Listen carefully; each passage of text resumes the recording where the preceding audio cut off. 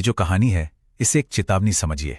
एक ऐसी कहानी जिसे शायद अंधेरे में अकेले तो बिल्कुल नहीं सुनना चाहिए।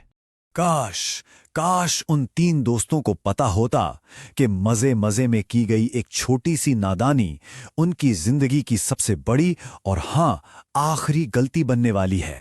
तो कहानी शुरू होती है एक स्कूल ट्रिप से।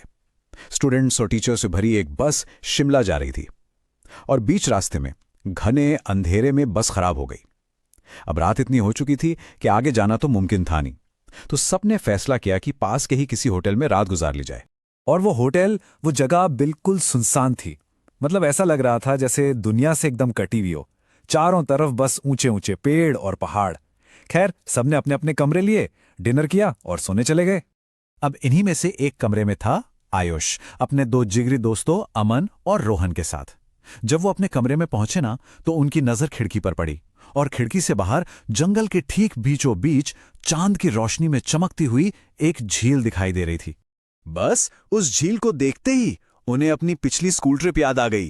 अरे वही, जब कुछ सीनियर्स ऐसे ही रात में चुपके से बाहर निकल गए थे और अगले दिन पूरे स्कूल में हीरो बन गए थे।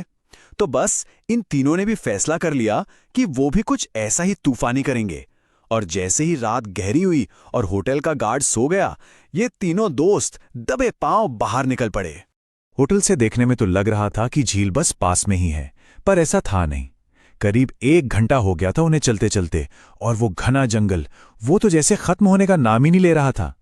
ऊपर से ठंड इतनी कि जैसे हड्डियां तक जम जाएंगी। उस खामोशी में अब तीनों की हालत धीरे धीरे खराब होने लगी थी। और तभी उन्हें यह एहसास होना शुरू हुआ कि ये कोई मजेदार एडवेंचर नहीं है, ये कुछ और ही है, कुछ बहुत खतरनाक। घबराकर उन्होंने अपने फोन निकाले। कोई सिग्नल नहीं, एक भी नहीं। अब तो बस दिमाग में एक ही बात चल रही थी, छोड़ो झील का प्लान और फौरन वापस होटल चलो। तो उन्होंने अपने फोन की फ्लैशलाइट जलाई और उसी के सहारे वापस लौटने लगे। अमन और आयुष आगे आगे थे, रोहन उनसे बस कुछ ही कदम पीछे था। उन्होंने आवाज दी और जब पलटकर देखा तो रोहन वहां था ही नहीं, गायब।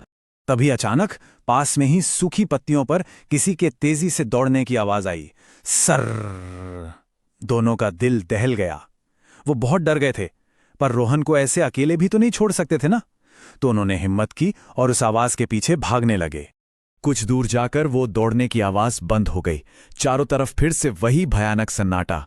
उनका दिल और जोर जोर से धड़क रहा था, लेकिन तभी उन्हें एक बहुत अजीब सी आवाज सुनाई दी, खुरचने की, जैसे कोई अपने नंगे हाथों से जमीन खोद रहा हो। वो धीरे धीरे बिना आवाज किए उस तरफ बढ़े। झाड़ियों के पीछे से झांक कर जो देखा तो उनके होश उड़ गए। वो रोहन था, पागलों की तरह जमीन में गड्ढा खोदे जा रहा था। उन्होंने डरते डरते उसे आवाज दी, रोहन।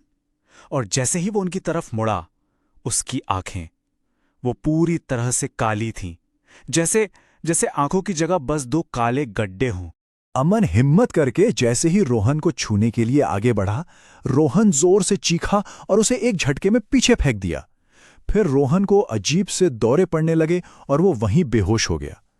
कुछ देर बाद जब उसे होश आया तो वो बस अमन को घूरे जा रहा था, पर अब अमन एकदम खामोश था। उसका सर नीचे झुका हुआ था और जब उसने धीरे से अपना सर ऊपर उठाया तो उसकी आंखें भी पूरी तरह काली हो चुकी थीं। इससे पहले कि आयुष कुछ भी समझ पाता, अमन उठा और जंगल में अंधेरे की तरफ भाग निकला। रोहन अब थोड़ा ठीक था, तो वो और आयुष दोनों अमन के पीछे भागे। अपने फोन की हल्की सी टॉर्चलाइट में उन्होंने देखा कि अमन सीधा एक खंडहर की तरफ जा रहा है। पास जाकर देखा तो पता चला कि वो एक बहुत ही पुराना टूटा फूटा घर था, जो बस गिरने ही वाला था। वो डरे हुए तो थे, पर दोस्त को बचाने के लिए उस खंडहर के अंदर चले गए। और अंदर जो उन्होंने देखा, उसे देखकर उनकी रूह कांप गई। अमन बेहोशी में हवा में लटका हुआ था और उसके ठीक सामने एक खौफनाक बूढ़ी औरत खड़ी थी, जो उसके कान में कुछ फुसफुसा रही थी। उस औरत का चेहरा बहुत ही भयानक था। उसकी आंखें कोयले की तरह बिल्कुल काली थीं, चेहरे की चमड़ी ढीली होकर लटक रही थी और सफेद बाल चारों तरफ बिखरे हुए थे। वो किसी इंसान जैसी नहीं लग रही थी।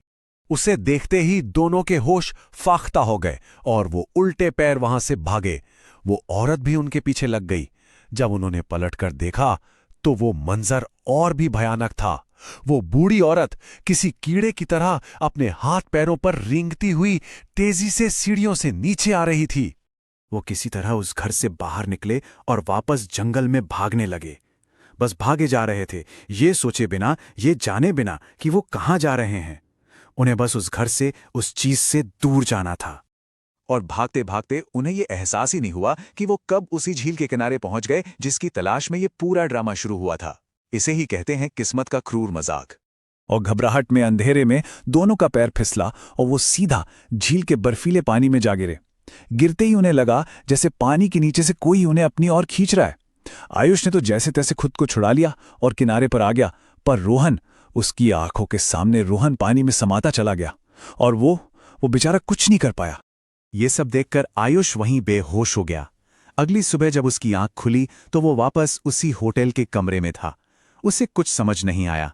वो भागकर कमरे से बाहर गया और बाहर पुलिस खड़ी थी और जमीन पर सफेद चादर से ढकी 2 लाशें पड़ी थीं, रोहन और अमन की।